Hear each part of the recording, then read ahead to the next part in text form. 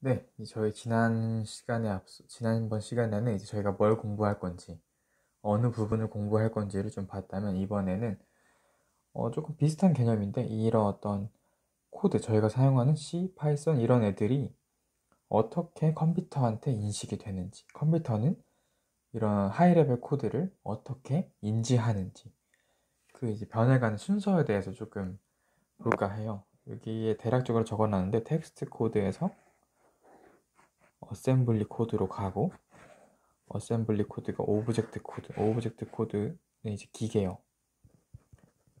기계어로 어떻게 변환되는지. 이 기계어를 사실은 컴퓨터가 읽는 거잖아요. 저희가 컴퓨터는 1010 010밖에 모르니까. 그래서 보면은 텍스트 코드에서 어셈블리 코드로 넘어가려면은 얘는 많이 들어보셨을 거예요.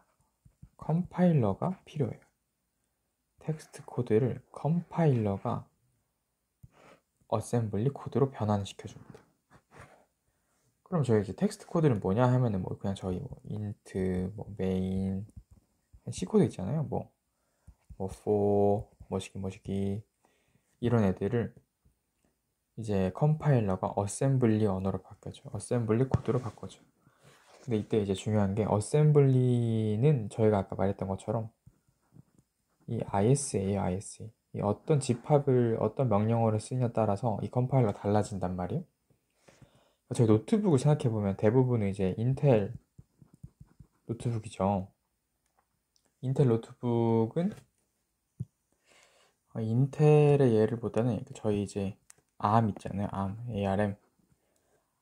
이제 ARM 명령어 체계를 쓰는 어떤 이제 CPU 코어들이 있겠죠. 저희 핸드폰에 다 들어가 있는 걔네들의 명령 체계에 따라서 걔네들의 어떤 명령어 집합들을 써서 이런 텍스트 코드, 저희 하이레벨 코드로 변환시켜 주는 거예요. 그 다음에 그러면은 뭐 ARM에서는 뭐 STR, 뭐 LDR 뭐 이런 것들이 있거든요. 그래서 뭐 add도 있고, 하여튼 이런 애들을 이게 이제 어셈블리 코드인데 이런 애들을 오브젝트 코드로 바꿔주는 거는 저희 어셈블리가 아니라 어셈블러라는 어떤 컴파일러랑은 조금 다른, 그러니까 어셈블리 코드를 기계어로 바꿔주는 친구를 어셈블러라고 부릅니다.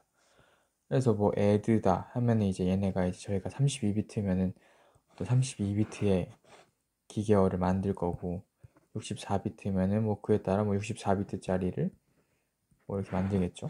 변환시켜 주겠죠. 얘네의 어떤 구조 체계에 따라서 이렇게 큰 흐름으로 가거든요. 저희 이 하이레벨이 컴퓨터한테 어떻게 전달되는지 큰 흐름이 이렇게 되는 거란 말이죠. 이렇게 큰 흐름은 네 가지 단계로 저희가 정의할 수 있어요. 첫 번째는 프리 프로세싱,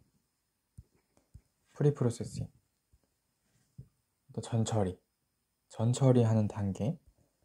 두 번째는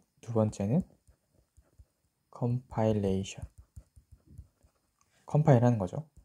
세 번째는 어셈블러, 네 번째는 링커. 라는 네 가지의 단계로 나눌 수 있습니다. 그래서 이제 제가 말한 것처럼 각 단계들이 어떻게 되는지를 좀 한번 볼게요. 그래서 먼저 제가 이제 프리프로세싱 전처리를 예를 들면은 저희 왜 C코드를 했을 때 이렇게 샵 include standard io.h 이렇게 해가지고 뭐 int main 이렇게 되잖아요. 그러니까 얘네에서 이제 프리프로세싱은 이 코드에서 어떤 지시자, 이 샵을 저희가 지시자라 그러죠. 이 지시자들을 이렇게 불러오는 그런 역할을 하는 겁니다. 이렇게 지시자들을 적절히, 이 지시자들이 있는 또 파일이 있을 거 아니에요. 걔네들의 파일이 있는 그 주소, 그런 주소들을 적절히 변경시켜주는 그런 역할이 첫 번째, 이 프리프로세싱의 역할입니다. 그럼 이제 두 번째, 컴파일레이션은 뭐 하는 거냐? 저희 이제 아시다시피 여기에 이제 컴파일러가 들어가잖아요. 이 컴파일러가 얘네가 이렇게 변경된 주소들을 가지고 적절히 또 어셈블리 언어로 바꿔주는 거예요. 그러니까 뭐 예를 들면은 뭐 여기 메인 안에 어떤 코드가 있는데 얘네들을 어떻게 바꿔주냐면 컴파일레이션 단계에서는 뭐 add I 뭐 스택 포인터 뭐 48을 빼고 그 다음에 스토어드 저장하는 메모리에 저장하는 뭐 S0 레지스터에서 뭐 스택 포인터에 44를 더한 뭐 이런 식으로 이제 근데 add I, SW 이런 것들이 이제 ISA 명령어 체계에 따라서 달라지는 거죠.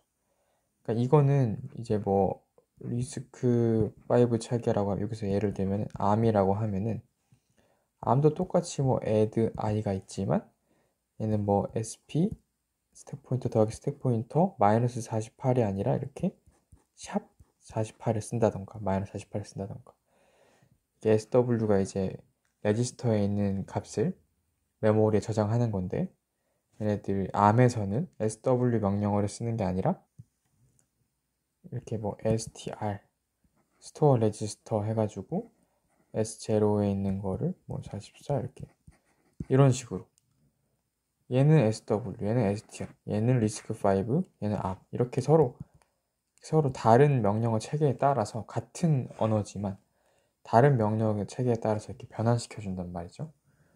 그러니까 뭐 이런 걸 또 크로스 컴파일이라고 하는데 이거는 다음에 제가 또 설명드릴 건데 크로스 컴파일을 하면 어쨌든 중요한 건 이게 아니라 이런 식으로 변환을 시켜준다라는 거죠. 이게 이제 컴파일레이션. 그 다음에 이제 어셈블러는 뭐 하는 것이냐. 여기가 이제 어셈블러죠. 그리고 어셈블러는 이렇게 변환된 애들이 얘네들이 이제 그 타입들이 있어요. 얘네가 이제 add i를 기계어로 바꿔주는 거예요. 32비트로. 이 add일 때, 더하기 명령어일 때는 뭐 예를 들면은 뭐 여기 앞에 110을 쓰고 뒤에 000을 써라. 뭐 이런 식으로 되는 거죠. 뭐 메모리 접근하는 명령어일 때는 얘는 뭐 여기서는 뭐 111을 쓰고 뒤에도 111을 써라. 이런 식으로 해가지고 여기 앞에 다 채우는 거죠. 32비트를 기계어로 바꾸는 거예요. 이게 이제 어셈블. 그러니까 어셈블리 코드를 기계어로 바꿔주는 게 어셈블러라는 겁니다. 이게 어셈블러 단계에서 일어나고요. 사실은 보통 이렇게 세 가지 하면은 이제 네이티브 컴파일레이션 해가지고 사실 링킹 단계가 필요 있냐 없냐는 내가 지금 어떤 환경에서 개발을 하느냐의 차이거든요. 그래서 이렇게 세 가지만 쓰는 거를 네이티브 컴파일레이션이라 해요. 제가 아까 말했잖아요. 여기 위에서 이 같은 하이레벨 코드를 명령어 체계에 따라서 컴파일레이션 한다라고 했잖아요. 그러니까 예를 들면은 저희가 여기서 이제 크로스 컴파일레이션이 나와야 되는데 아까 뒤에 설명한다는데 지금 설명해야겠네요.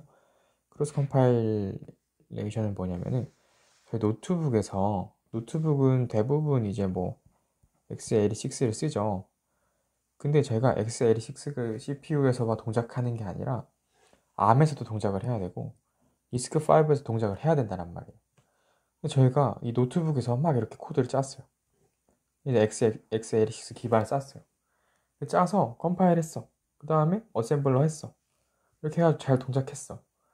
근데 이렇게 하는 게 아니라 저희는 이제 어떤 확장성 위해서 분명히 누군가는 ARM에서 쓰는 CPU에서 내가 어떤 내 코드를 배포했을 때 얘 위에서 돌릴 거고 아직 뭐 CPU가 출시되진 않았지만 많이 개발하고 있는 리스크5 CPU도 CPU 위에서 돌아가야 된단 말이죠. 제가 짠 코드가 x86에서 짠 내 코드가 여러 환경에서 돌아가야 된단 말이에요. 그러니까 얘네들이 크로스 해야 돼요. 그러니까 x86에서만 돌아가면 안 돼요. 내가 짠 코드가. 비록 내 노트북은 x86지만 얘네들은 리스크5에서 돌아가고 ARM에서도 돌아가야 된단 말이에요. 그게 크로스 컴파일레이션이에요. 그러니까 교차한다는 거죠. 여러 가지의 컴파일레이션 여러 가지 쓴다는 거예요. 그때 들어가는 게 링커예요, 링커. 링커. 그러니까 제가 XL6에서 짜가지고 코드를 짜서 이렇게 쭉 왔어요. 그럼 사실 오브젝트 코드 이렇게 만드는데 큰 문제가 없었단 말이죠. 그죠? 그러니까 링커는 결론적으로 말을 하면은 내가 지금 개발하는 환경이 아닌 다른 환경에서도 지원하기 위해서 들어가야 되는 단계라고 생각하시면 됩니다. 근데 저도 아직 조금 헷갈리는 게 저희 링커가 여러 어떤 오브젝트 파일들을 합쳐서 하나의 프로그램으로 만들 때 쓴다라고도 저도 그렇게 배웠었거든요. 그래서 이 링커의 그 링커가 통용되는 말인지 어떤 그런 거는 잘 모르겠지만 일단 링커는 뭔가를 연결해주는 서로 지원하지 않고 서로 뭔가 없는 그런 것들 하나로 만들어주기 위해서 사용하는 단계라고 생각하시면 됩니다. 이게 이제 크로스 컴파일레이션. 네, 여기까지입니다.